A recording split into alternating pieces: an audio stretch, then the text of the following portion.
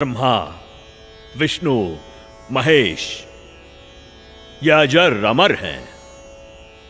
उनकी कभी जन्म या मृत्यु नहीं होती। वही तो सृष्टि के रचनहार हैं।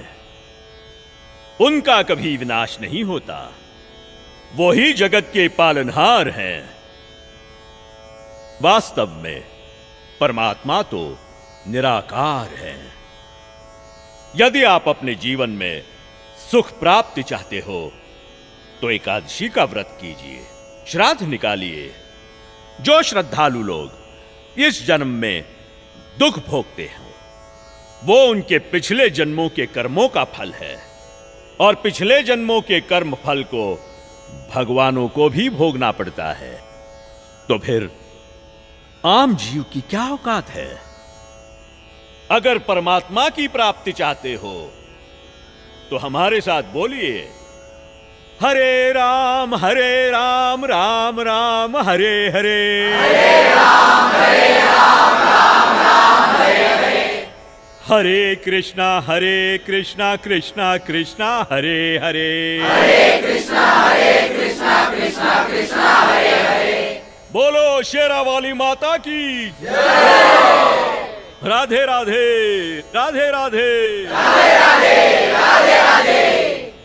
भक्तों, यदि आप में से किसी के भी मन में कोई भी आशंका हो, कोई भी प्रश्न हो तो निसंकोच पूछिएगा।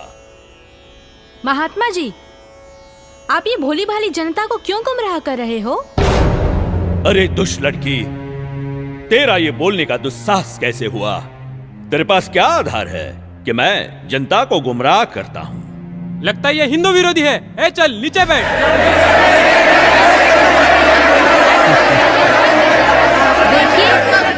देखिए, हमारी इसी सोच की वजह से इन धर्मगुरुओं ने हमें गलत दिशा प्रदान की है।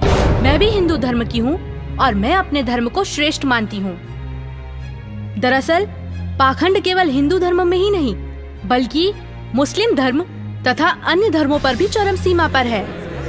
लेकिन ये हिंदू धर्म की आड़ में नकली संत अपना मनमाना आचरण करके शास्त्रों के विरुद्ध ज्ञान दे रहे हैं, और यही कारण है कि भक्ति करने वाले भक्त को वो लाभ नहीं मिले जो मीराबाई को मिला है, ध्रुव प्रहलाद को मिला है, नानक जी को मिला है। मैं किसी का विरोध नहीं कर रही। मैंने खुद अपने शास्त्रों को पढ़ा है और मेरे मन में भी कुछ प्रश्न हैं। लेकिन दुर्भाग्यवश हमारे समाज में अपने धर्म को, अपने शास्त्रों को, अपने परमात्मा को जानने की कोशिश करता है तो उसे आप जैसे भोले श्रद्धालु धर्म विरोधी समझने लगते हैं। पर आज मैं जो आप सभी को सच्चाई बताने जा रही हूँ, जो शायद आपने पहले कभी नहीं सुनी होगी।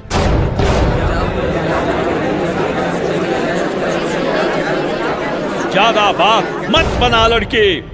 तेरे पास क्या प्रमाण है? बताती क्यों नहीं? महात्मा जी, थोड़ा धीरज रखिए और सुनिए। आप ही ने तो कहा था ब्रह्मा, विष्णु, महेश अजर अमर हैं, उनका कभी विनाश नहीं होता, वही सृष्टि के रचनाहार हैं। मैंने टीवी पर एक संत रामपाल जी का सत्संग सुना, उसी से पता चला। पता है उन्होंने क्या कहा? रुकिए एक मिनट, अभी बताती हूँ।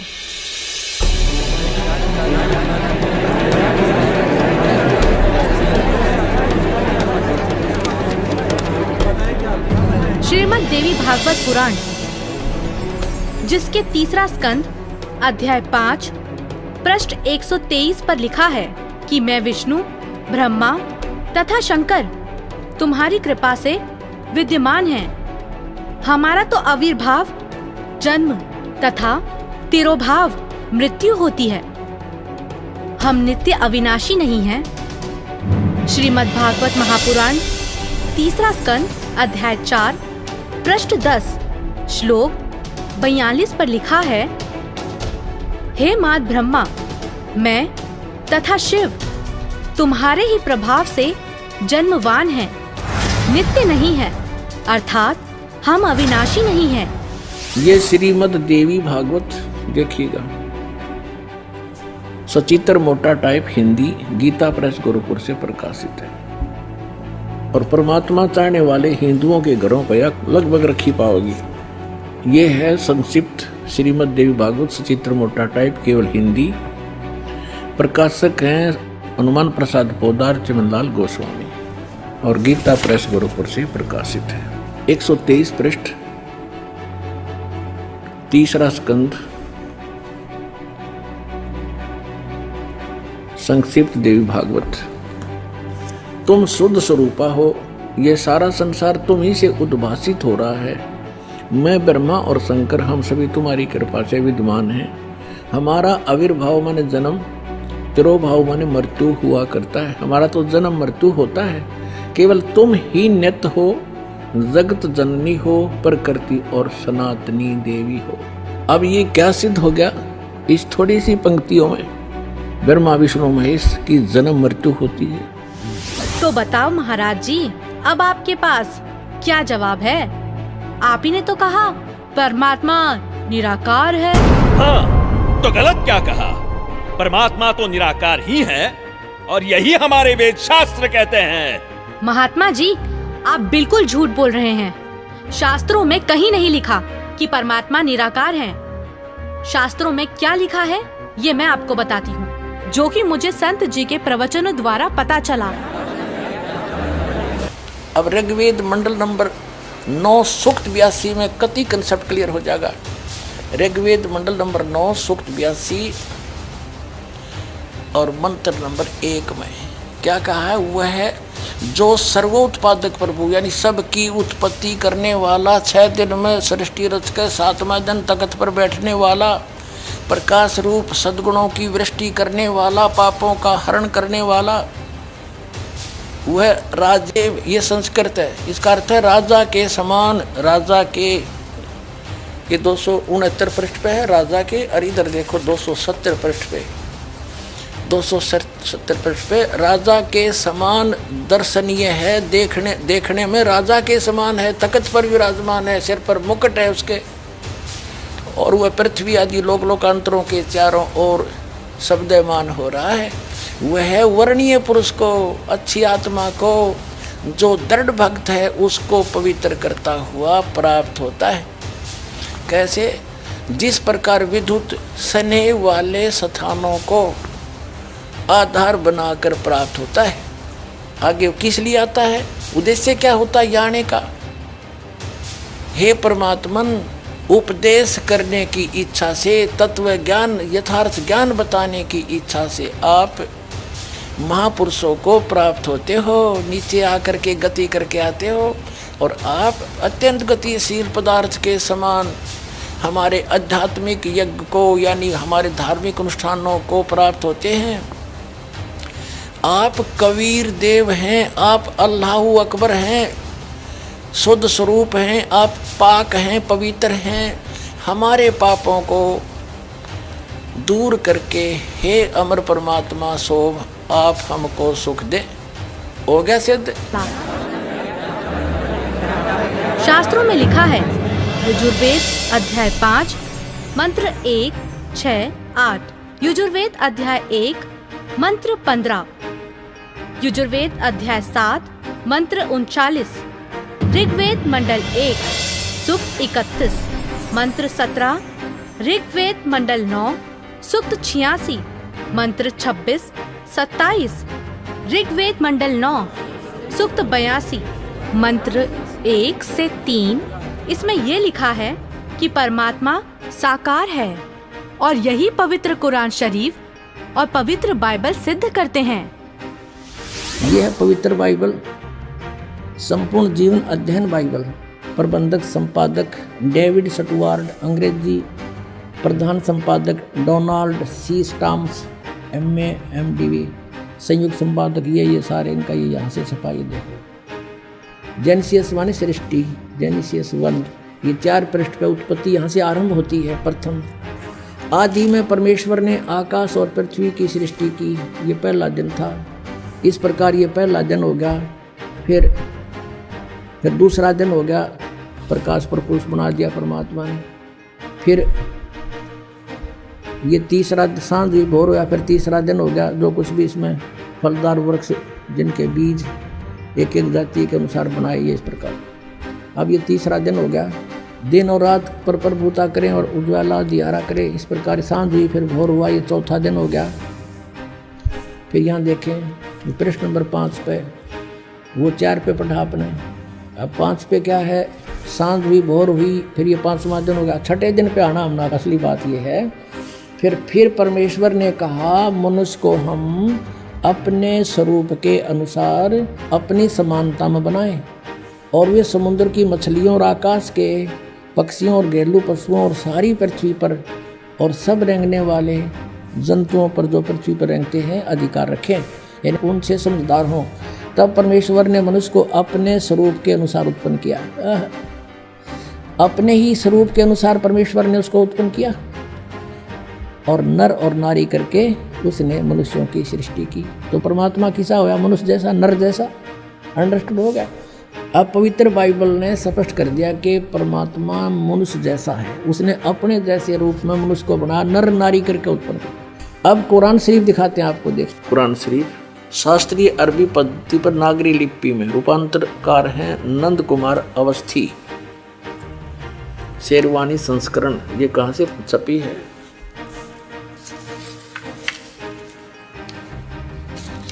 ये वही लिखा कि वो इस्लामी किताब, इसमें कोई संदेह की गुंजाइश नहीं है।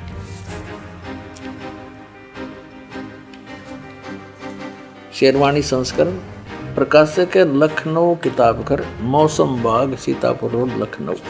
हम यहाँ पढ़ेंगे, हिंदी पढ़ेंगे।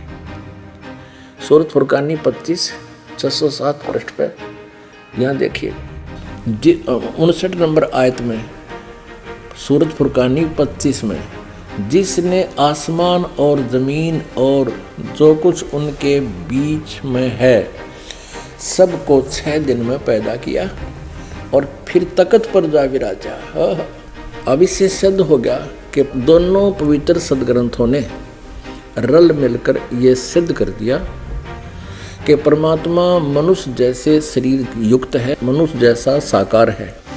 महात्मा जी, आपने ये भी झूठ कहा है कि श्राद्ध निकालने, व्रत करने से सुख और मुक्ति मिलती है, जबकि संत जी के प्रवचनों से सुना है कि गीता अध्याय 9 के श्लोक 25 में कहा है, पितरों को पूजने वाले पितरों को प्राप्त होते हैं, भूतों को पूजने वाले, पिंड दान करने वाले भूतों को प्राप्त होते हैं, अर्थात भूत बन जाते हैं। गीता अध्याय 6 श्लोक 16 में लिखा है कि हे अर्जुन, ये योग ना तो अधिक खाने वाले का, ना बिल्कुल ना खाने वाले का, ना अधिक जागने वाले का, ना अधिक शयन करने वाले का, और ना ही एक स्थान पर बैठकर साधना करने वाले का सिद्ध होता है। गीता अध्याय 16 श्लोक 23-24 में कहा है कि शास्त्र विधि को त्याग कर जो साधक मनमाना आचरण करते हैं, उनको ना तो कोई सुख होता है, ना कोई सिद्धि प्राप्त होती है, तथा ना उनकी गति अर्थात मोक्ष होता है। अरे क्या चल क्या रहा है इस लड़की का? अरे कोई तो रोको उसे। ये लड़की सही बोल रही है।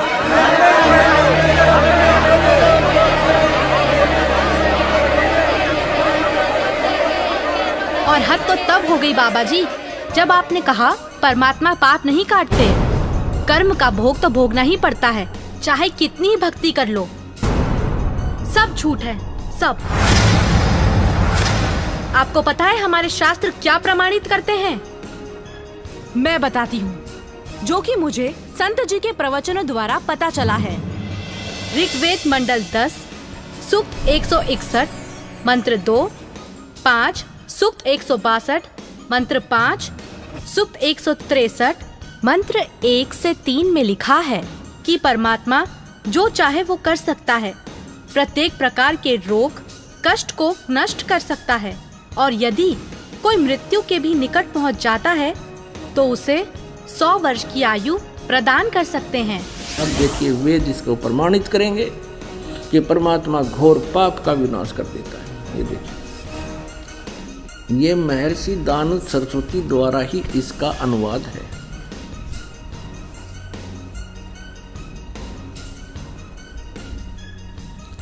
प्रकाशक हैं सर्वदेशिक आर्य प्रतिनिधि सभा 2/5 महर्षि दान भवन रामलीला मैदान नई दिल्ली से। यजुर्वेद आर्य भाषा भाष्य संपूर्ण 40 अध्याय महर्षि दानंद सरस्वती कृत यानी दानंद जी के द्वारा इनका अनुवाद है। मुद्रक है Prince offset printers 1510 Pataudi house Daryaganj नई दिल्ली से। अब देखिएगा यजुर्वेद के 8वें अध्याय का 13वां मंत्र स्पष्ट करेगा। ये 8वां अध्याय और 241 पृष्ठ पे 8वें अध्याय का 13वां श्लोक। इसमें क्या लिखा है कि देव कर्तस्य एनस्य अवजनमसि, मनुष्य कर्तस्य एनस्य अवजनमसि, पितृ कर्तस्य एनस्य अवजनमसि, आत्म कर्तस्य एनस्य अवजनमसि। एनस्य एनस्य घोर एनस्य एनस्य माने अपराध के अपराध यानी घोर पाप के भी।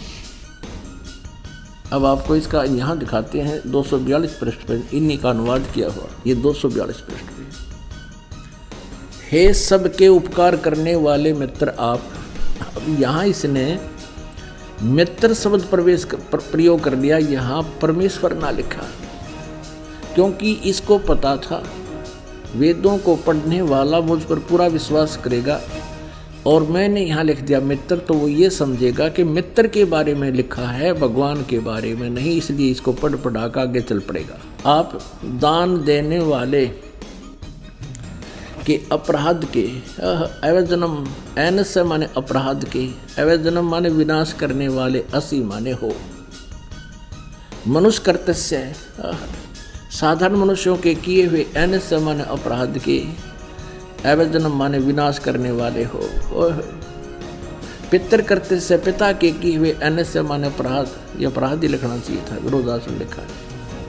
अच्छी प्रकार हरने वाले हो, नाश करने वाले हो। अपने किए हुए, एनस्य माने पाप के, एनस्य कहो, एनस्य का अर्थ पाप कहो, एनस्य माने अपराध कहो, एनस्य माने अपराध या पाप एक ही अर्थ होता है।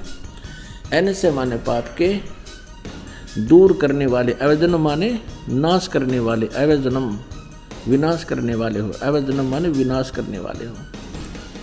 एनस्य एनस्य अधर्म के अधर्म यानी घोर पाप के भी, अवजनम माने नाश करने वाले हो।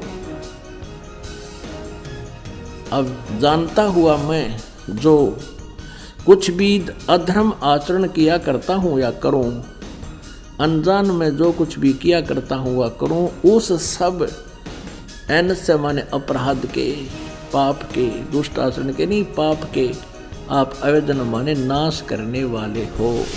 और महात्मा जी, आपको तो ये भी नहीं पता पूर्ण परमात्मा कौन है। अच्छा लड़की, तो तुम ही बताओ कौन है पूर्ण परमात्मा? पूर्ण परमात्मा वो है जिसने सृष्टि की रचना की है। उस परमेश्वर का नाम है कबीर। मैं आपको प्रमाणित करती हूँ, जो कि मुझे संत जी के प्रवचनों द्वारा पता चला है। प्रमाण 1, पवित्र यजुर्वेद अध्याय 29 मंत्र 25। जिस समय भक्त समाज को शास्त्र विधि त्याग कर मनमाना आचरण कराया जा रहा होता है, उस समय कबीर देव तत्व ज्ञान को प्रकट करता है। प्रमाण 2, पवित्र सामवेद संख्या 359 अध्याय नंबर 4 के खंड नंबर 25 का श्लोक नंबर 8, जो कबीर देव तत्व ज्ञान लेकर संसार में आता है, वह सर्वशक्तिमान है तथा काल के कर्म रूपी किले को तोड़ने वाला है, सर्व सुखदाता है तथा सर्व के पूजा करने योग्य है। ऋग्वेद मंडल 9 सूक्त 86 मंत्र 17। ऋग्वेद मंडल 9 सूक्त 86 मंत्र 18। ऋग्वेद मंडल 9 सूक्त 86 मंत्र 19। ऋग्वेद मंडल 9 सूक्त 86 मंत्र 20। अथर्ववेद कांड नंबर 4 अनुवाक नंबर 1 मंत्र नंबर 7। मुस्लिम धर्म के पवित्र शास्त्र कुरान शरीफ सूरत फुरकानी 25 आयत 52 से 59 में लिखा है कि कबीर परमात्मा ने 6 दिन में सृष्टि की रचना की तथा 7वें दिन तख्त पर जा विराजा। जिससे परमात्मा साकार सिद्ध होता है। राग तिलंग महला 1, पंजाबी गुरु ग्रंथ साहिब, पृष्ठ नंबर 721। बाइबल में भी लिखा है, सृष्टि की रचना परमात्मा ने की, जिनका नाम है कबीर।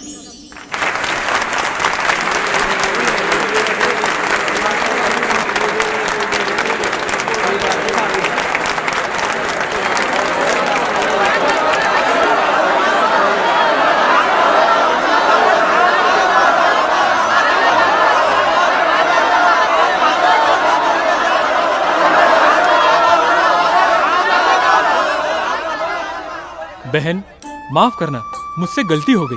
असल में हिंदू विरोधी तो ये नकली संत है जो हमें शास्त्रों के विरुद्ध भक्ति बता रहा है। आपने तो हमारी आंखें खोल दी। बहुत बहुत धन्यवाद आपका। धन्यवाद तो संत रामपाल जी महाराज का कीजिए, जिन्होंने इस अनमोल ज्ञान को भक्त समाज को समझाया है। उन्हीं के ही तो टीवी चैनल पर सत्संगों को सुनकर मैंने इस अनमोल ज्ञान को प्राप्त किया है। हर रोज टीवी पर सैकड़ों बाबा आते हैं, लेकिन सही भक्ति तो संत रामपाल जी महाराज ही बताते हैं। तो बोलो संत रामपाल जी महाराज की जय। संत रामपाल जी महाराज की जय। संत रामपाल जी महाराज की जय। आओ सब मिलकर जागरूकता लाए, पाखंड और अंधविश्वास को जड़ से मिटाए।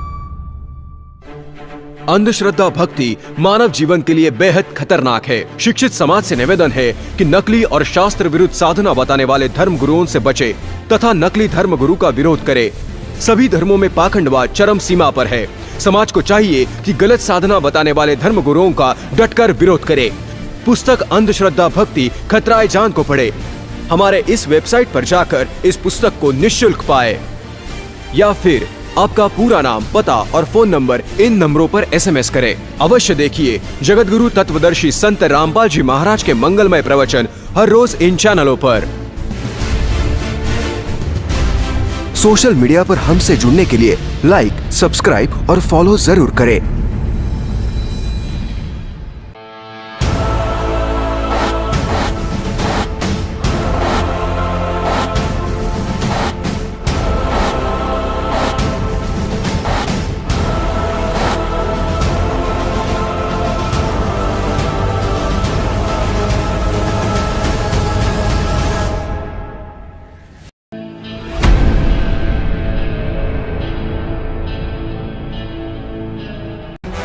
भारत के सभी राजनेताओं, स्वामियों, धर्मगुरुओं और शंकराचार्यों को मुसलमान धर्म के प्रवक्ता डॉक्टर जाकिर नायक की खुली चुनौती।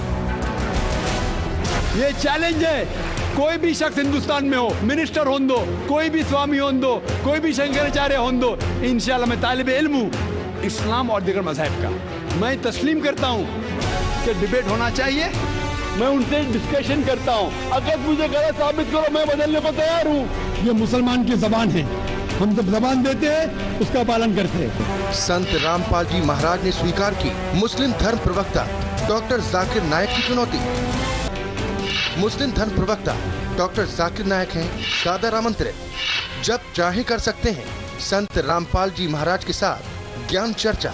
डॉक्टर जाकिर नायक के इस चैलेंज को स्वीकार करता हूँ, लेकिन अपने उस वायदे को याद रखना जिसमें कहा है कि जो मुझे झूठा सिद्ध कर देगा, गलत सिद्ध कर देगा, मैं अपने आप को बदल लूँगा। चैलेंज, आपको 10 पॉइंटों पर झूठा कर दूंगा सिद्ध, और कभी भी आकर के वो अध्यात्मिक ज्ञान चर्चा करता।